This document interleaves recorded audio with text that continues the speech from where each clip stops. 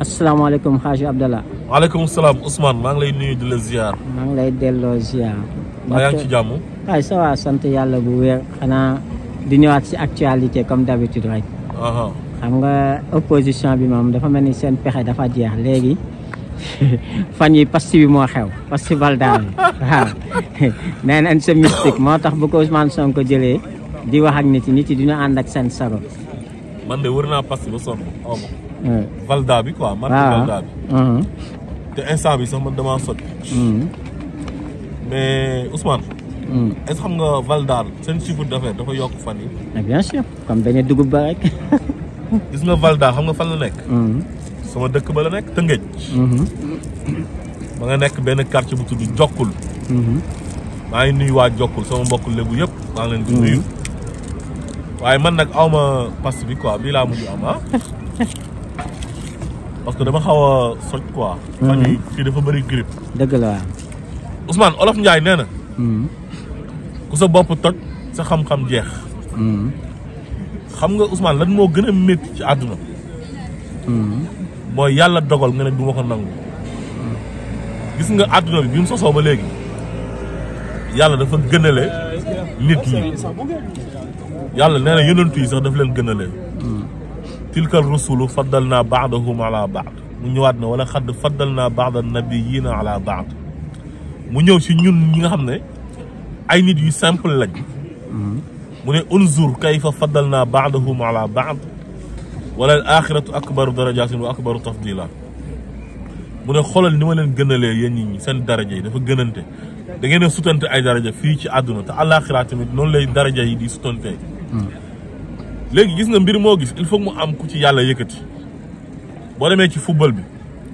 Messi ak Cristiano Ronaldo lañ ca am na ñoo xam ne amuñ ko te pourtant ñoom ñëpp ay joueurs lañ. domaine boo dem dina am ñoo xam ne ñoom ñoo ciy raw. politique ci Sénégal jamono jii Ousmane Sonko la yàlla yëkkati moom la may. Afrique. waaw Afrique waaw. ni mu mel kenn melu ko. waaw kenn melu ko. dafa am nit ñoo xamante ni yàlla dafa leen a may leen barke daf barke ci seen làmmiñ Ousmane Sonko ci ñooñu la bokk sa turandoo. yaa ngi fàttaliku Ousmane sa turandoo. mas na fay wax ne moom bañ a dugub lay ndékkee. lay xëddee. waaw. mooy weewu koor bi la woon mooy bi fa Idrissa Seck demee. voilà muy xëdd waaw. mas na wax ne. bañ a dugub lay xëddee. mais bi mu ko waxee mais maire yi doon jaay bañ a dugub ñëpp. dañoo jeexal dañ leen a rang ba bañ a dugub bi jeex. ba dañoo dem utiwaat farine de mil ñëwaat pour lakkaat. léegi mu ñëwaat wax passi mais moom dafay màcc passi parce que buy wax baat bi dafay dee. dafay dee waaw. te loolu yàgg na ci moom. mais nga gis borom boutique yëpp seen passi yi dafa jeex. waa passi Valda daf chiffre d'affaires bu ngand boo xam ne mosuñ kaa am. ñoom xam naa ne waroon na ñëw sax sponsorisé caravane Ousmane Sonko. waaw ci lu des ci campagne bi. zalika fadlullahi yuuti man yasha wallahu zul fadlil azim ngëneel yàlla moo koy jox ku ko neex. loolu boo nekkee jullit da nga ko war a nangu te problème mu gars yi nag ndeysaan mooy loolu ñoom nanguwuñ. yàlla dafa may Ousmane Sonko ñu ne duñ ko nangu ba pare am une haine viscérale envers Ousmane Sonko iñaanee ko lu nekk ci moom mais dañuy sonal seen bopp rek.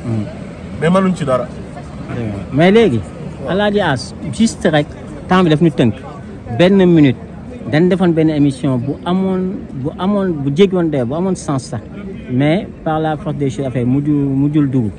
nga defoon témoignage bu doy waar bu extraordinaire si yaayu Ousmane Sonko est-ce que mun nga si delluwaat rek si ab gàttal quoi parce que dafa intéressant woon trop. mais yaayu Ousmane Sonko jigéen ju baax la. jigéen la boo xam ne saabiratu la muñkat la. Ousmane Sonko heure boo ko laajee lu tax nga nekk ni koo xam da nga endurant mën a muñ def naan la sama yaay moo ma inculqué jikko yi rafet yooyu la. Ousmane Sonko bi muy nekk ci jafe-jafe yi mosoo dégg yaayam. déedéet wax. foo ko fekk maire bi mu ngi muñ. ba pare mas na wax Ousmane Sonko ne ko li lay Macky Sall di teg nii di la persécuter heure bu ma déggee nga onk wala nga jooy wala nga ñaan Macky Sall su boobaa ma bàyyi la àdduna ak àllaaxira. yaayam daf ko yar ci ngor ci jom. inculqué ko ay valeur moo tax Ousmane Sonko mel ni mu mel nii. nekk ni koo xam ne ku mën a muñ la comme yaayam ni mu mënee muñ. nettali na sax benn jour ne papaam nekkoon na dans l' administration amoon ay jafe-jafe bañ dàq ko comme moom ni ko Macky dàqee woon ci administration bi dàqee woon nañ papaam noonu ci administration bi mais jamono jooju yaayam mu ngi doon liggéey mais moo doon jël dépense di jox papaam mu dem jëndi ravitaillement mel ni papaam moom moo ko jënd parce que paa bi temps yi liggéeyul woon nekkoon ci ay jafe-jafe kon li alxuraan di wax ne wal baladu tayiba yaxruju nabaatuhu bi izni rabbi loolu rek la Ousmane Sonko ni mu mel jikko yi rafet yi nekk ci moom yaayam moo ko def ci moom te yaayam boo ko xoolee xam ne jigéen ju baax la jigéen ju mën a muñ la jafe-jafe yi mënoon naa tar lool mu génn ñaan wax ak Macky Sall wala mu jàmbatu wala mu dem ci ay kilifa diine wax ak ñoom ne leen wax leen ak Macky mu bàyyi sama doom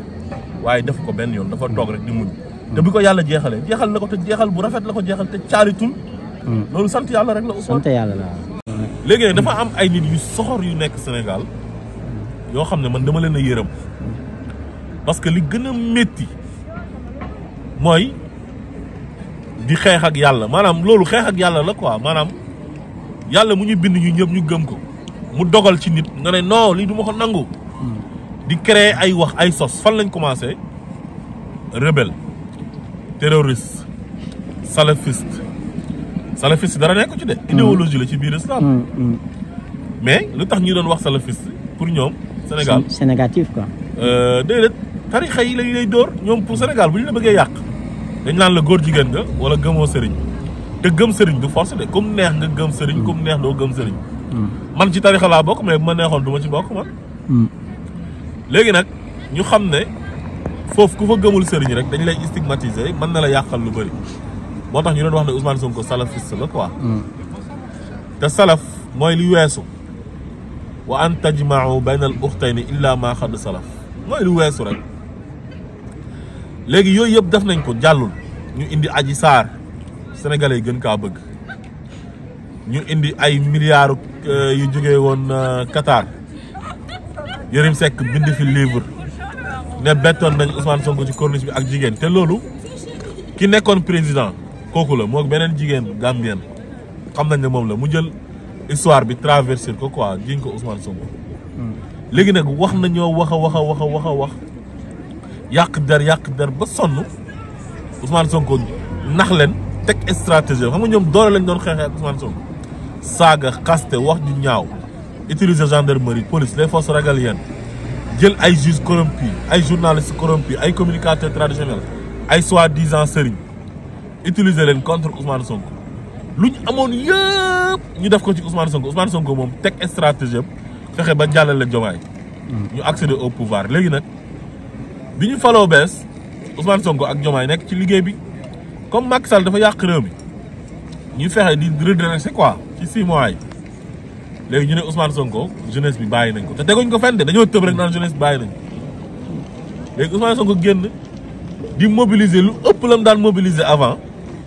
léegi nag ñu dem ba amatuñ lu ñu wax nag ñu ne Ousmane Sonko dafay njabar xale yi quoi maanaam dafa am benn gàllaaj bu muy sex loolu moo tax képp ku muy waxal nga koy déglu moo tax tamit xale yi topp waa léegi loolu gàllaaj googu xanaa Macky Sall moom xamutoon fan lañ koy ute ñoom ñu demoon ba Inde di uti ay gàllaaj di uti sëriñ Farba Ngom bu muy recruter Maham Diallo pour mu remplacer Samba Sall doyen des juges mais Inde la ko yóbbu parce que ñoom dañoo jàpp ne Ousmane Sonko dafa mystique képp ku jàkkaaroo moom da ngay dee léegi Farba Ngom moom moo jël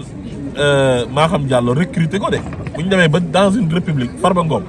le griot du président de la république jàngul jongul xamul A ni B di recruter doyen des juges boo xam ne contre seen adversaire politique la nga xam ne république bi Macky Sall dafa piétiner république du Sénégal dévaloriser république dévaloriser les institutions désacraliser ko moo tax gis nga yàq gi Macky Sall yàq Sénégal ñun ba léegi gisaguñ dara sax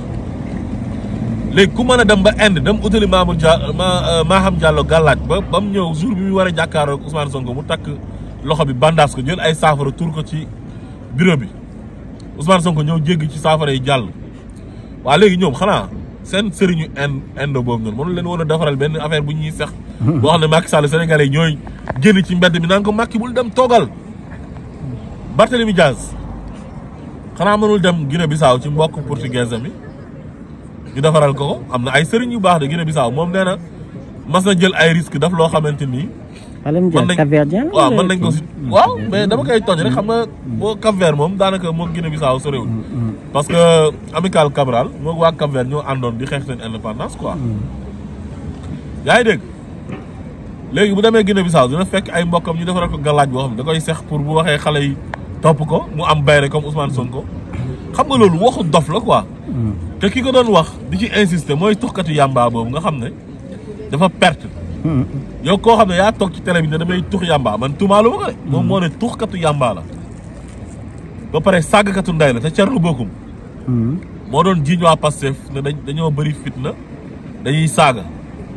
Barthélémy Dias bi gars yi désabonné ci page am bi moo génn ne saagakat yi désabonné nañ ci sama page te moom saaga na ndey Tamba ñu dégg ko bi muy def campagne daaw ci élection locale yi 2022 ba police di ko arrêté côté Sacré-Cœur boulangerie jaune saaga na fa ndey ñu dégg ko Bougane Gueye Dany saaga na ndey ci benn audio ñu dégg ko Ousmane Sonko ba léegi kenn déggagul saagaam te Thierno Bocoum ak Barthélémy Dias ñoom ñoo wax ne waa Pastef ay saagakat lañ te ñoom ñu ngi ànd ak le meilleur insulteur de tous les temps au Sénégal dafa saaga ba ñu jëlee ko États-Unis delloo si ko mu ñëw alaku torox di tux yàmba di màndi du ànd ak sagoom ñoom kooku lañ def nawle di ànd ak moom ki kon ñii dañoo maanaam dañoo amatul pexe amatuñ argument ba pare ñoom seen incohérence bi mooy tax sénégalais dañ leen di gën a jéppi waa Ousmane ñan ñoo fi nekkoon yeewi askan wi naan Macky Sall baaxul daf fee war a jógee du Barthélémy Dias la ak ñoom Khalifa Sall kan moo demoon di soutenir Ousmane Sonko ci affaire Adji Sarr bi du Bougane Gueye Dany di tagg Ousmane Sonko naan Ousmane Sonko Sénégal jaral na ko lu nekk ñàkk na lépp ngir Sénégal xam nañ ne ci suuf sax mu doon jàppale Adji Sarr mais Hadj Abdallah voilà Bougane Gueye Dany Barth moom da doon def 100% soi-disant mais ñëpp xam nañ ni Bougane Gueye Dany da daan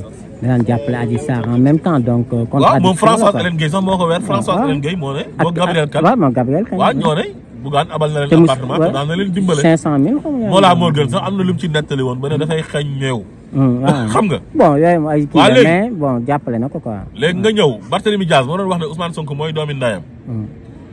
bi ngay Ousmane Sonko di gunge tribunal moo doon wax bojo yi seen baay ñëw na ak meeting yi ñu doon def Kër Massar ak fële nu mu tuddati Akapes di wéyal Ousmane Sonko bojo yi seen baay ñëw na waaw léegi nee na Ousmane Sonko moo bon léegi buy saaga Ousmane Sonko daf koy tuddal dossier Sweet Beauté bi nga xam ne moom moo ko ci doon jàppale naan dañoo tooñ Ousmane Sonko vidéo yaa ngi fi de beneen bi mu ne Ousmane Sonko dafa fen ba 80 et quelques xale dee te moom boobu mu ngi yeewi askan wi di ànd ak Ousmane Sonko ci xeex bi te xam na ne Ousmane Sonko rayul kenn nit Ousmane Sonko yorul fetal Ousmane Sonko boobu nekkul au pouvoir ay nitam yoruñ fetal Macky Sall moo recruté ay nervi moom mu xam ci dara ñooñu ñuy dóor ay nit bal ay xale ñu leen di dóor bal ñuy daanu xoolal xale bi ñu jam parcelle balu fetal bi tiré ko à bout portant mu dee mais loolu yëpp moom fekkoon na ko fi te dafa bokkoon si doon xeex kon moom ku ñàkk jom la Bougane Gueye Dany bi mu àndal moom la doon saagawoon tel ndey ba ki démb yàggul dara Sacré-Cœur ci ay affaire yi panneau publicitaire Pape Djibril Fall yàq na fi Bougane Gueye Dany lu mel ni xeme ci émission jàkkaarloo Thierno Bocoum ñàkk fulla amul fayda topp ci gannaaw Barthélémy Dias di lambar-lambari moom Pape Djibril Fall incohérence kase moo leen di animé léegi sax dem nañ ba ne Ousmane Sonko bu génnee tuumaal régime bi passé nii régime Macky Sall ñoom ñooy génn di défendre Macky Sall Macky Sall mañ doon wax ne dafa bon daf fee war a jógee ñoom ñoo dem def ak moom intercoalition ne Macky Sall ñëwaat ñoom ñu dem ut majorité assemblée nationale nee nañ Ousmane Sonko moo bon Macky moo baax léegi kon ñii kan lañ yàpp ñii dañoo yàpp sénégalais soo jëlee tey waa PUR ñoom it kan moo leen gën a contradictoire benn cohérence amul ci seen bokk bi ñu bokk ci coalition sàmm sa kàddu parce que boo fàttalikoo Ousmane 14e législature bii passé mais ñaari député PUR bi Ami Ndiaye ñii bi saaga Serigne Moustapha mais dañoo dem dóor ko muy Massata ak Mamadou ñu am immunité parlementaire Macky Sall faalewuñ immunité parlementaire bi jàpp leen tëj leen kaso te seen sëriñ bi à chaque fois bu génnee ñëpp xam nañ ne déggoowul woon ak Macky Sall léegi tey nga gis Cheikh Tidiane Youm brandir spécimen bu takku wàllu di wax ne am na yenn communes yoo xam ne yenn département yoo xam ne dañ fa war a voter takku wàllu maanaam liste bi Macky Sall jiite moom la waa PUR di promouvoir pour Macky Sall ñëwaat amaat doole ci réew mi te ñoom y a de cela 7 mois ñoo àndoon ak ñoom Ousmane Sonko di xeex Macky Sall ñoo bokkoon ak Ousmane Sonko tamit ci benn coalition di wane ne Macky Sall nekkul nit ku baax mais incohérence boobu yàpp sénégalais yi la pour man. mais Barthélémy Dias bi ñuy installé bureau assemblée nationale ba mu buddi micro bi yëfu xamadeem yooyu mu defoon xam nga dafa xamadi moom réew mais jour boobu xam nga lan la Barthélémy Dias wax daf ne affaire Fulbert Samb ak Didier Badji ak François Mancabou dina leer dañ leen a rey. maa ngi laaj Barthélémy Dias fan la toll ci dossier boobu ndax mu ngi laaj ndax ñu leeral dossier boobu ba léegi. waa léegi haute cour de justice bi nga xam ne ay nit yu sàcc suñu alal Barthélémy Dias doon leen wax ne ñooñu ay sàcc lañ moog Thierno Bocoum ak Pape Djibril Fall ñoom ñëpp yàgg na ñoo dénoncé sàcc yi. waa léegi sàcc yooyu nga xam ne ay ministre lañ il faut que ñu am majorité pour mën a créer haute cour de justice pour mën leen a àtte ak ñi ray 86 morts yi nga xam ne ñoom daan nañ ko kaas naan Macky Sall la waa léegi ñoom yàlla tere ñaanalu ma leen nag ñu am majorité waa léegi bu ñu amoon majorité ñoom ak seen intercoalition la nan la ñuy def ndax dañuy dem Macky Sall bu ñu àndal ci intercoalition dem créer ko benn haute cour de justice bu ko defee député Macky Sall yi ñoom voté pour ñu créer leen haute cour de justice pour àtte leen ñoom tëj leen ci kaso bi ba pare abrogé loi d'amnistie mais Ousmane xoolal incohérence yooyu. pourtant Pape Djibril Fall loolu la dafa nekk ñoom. waaw ñoom ñooy jël majorité xam nga bi muy fen naan ay sondage yi ñoom la jox victoire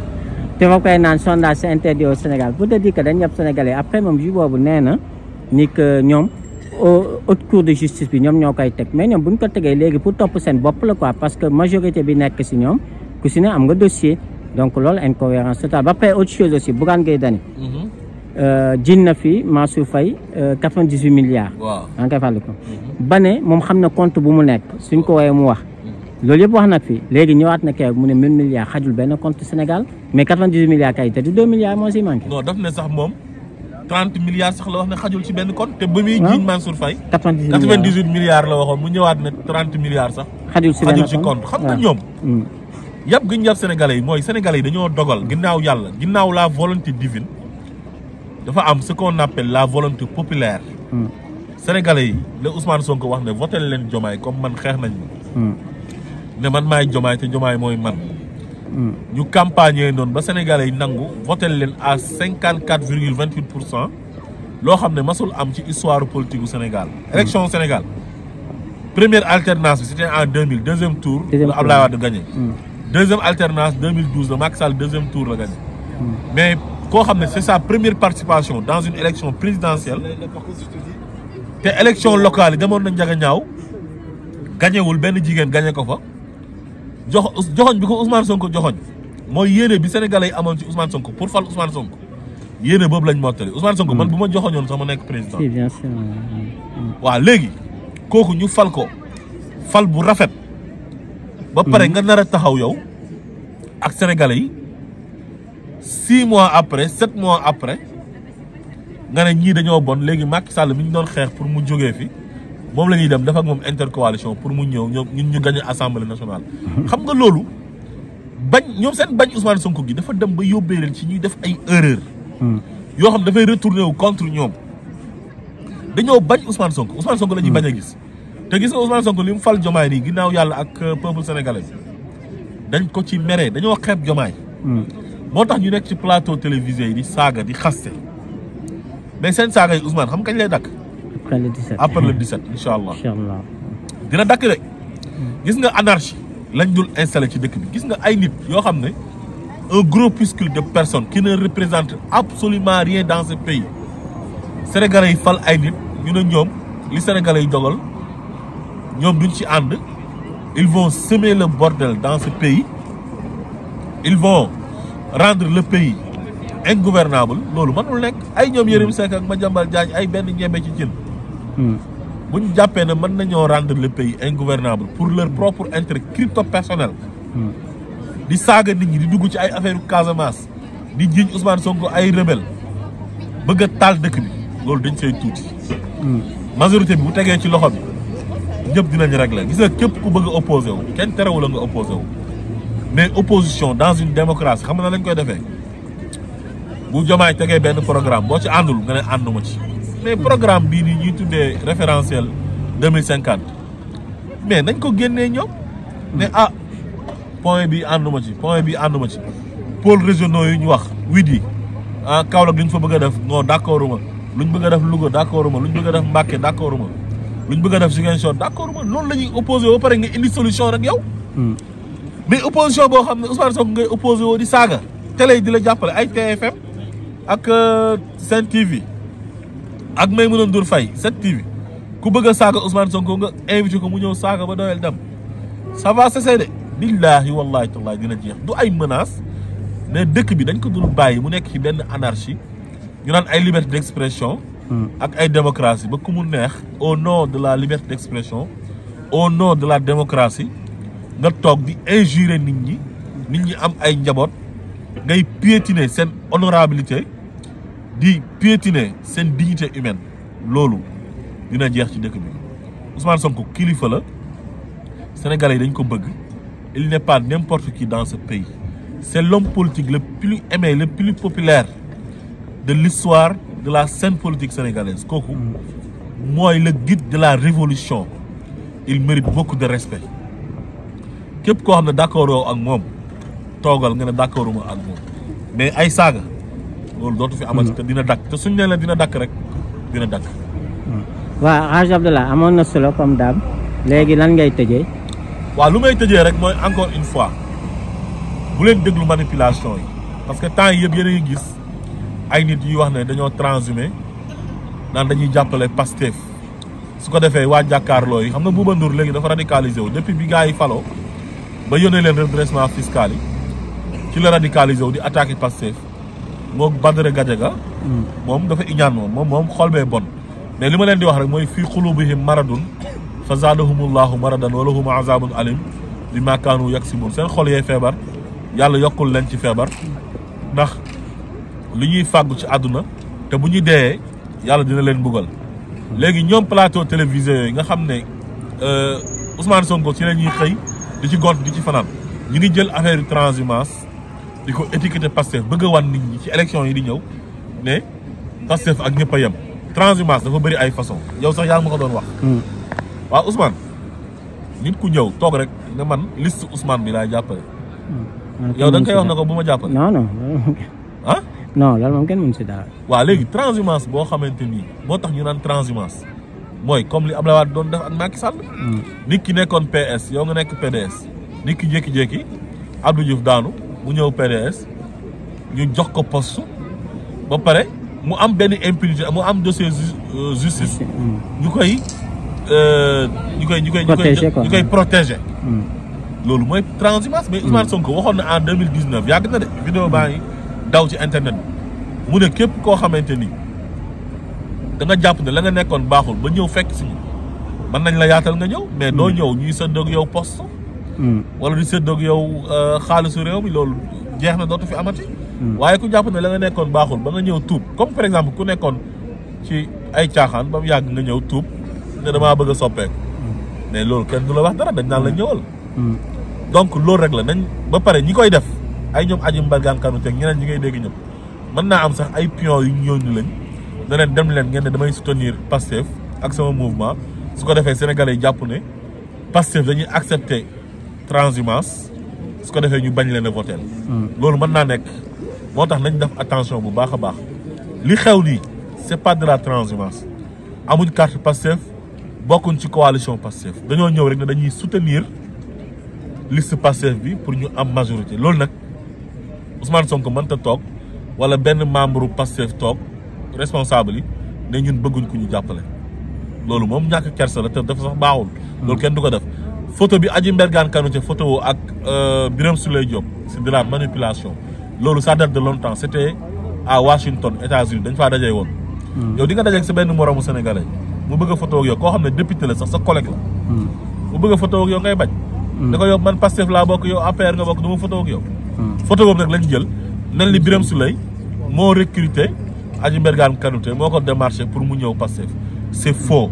kon ñu jox leen rendez-vous le 17 incha allah pour une majorité écrasante nañu voté massivement